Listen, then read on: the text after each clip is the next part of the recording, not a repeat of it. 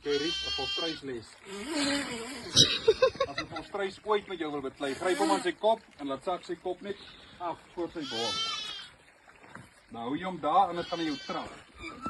En as jy byvoorbeeld moet 'n kraan toedraai, hou die volstruis vas. Draai jou kraan toe. Hou die kop laag, want as die kop laag is, kan jy nie skop nie. O! It was at this moment that he knew. He fucked up.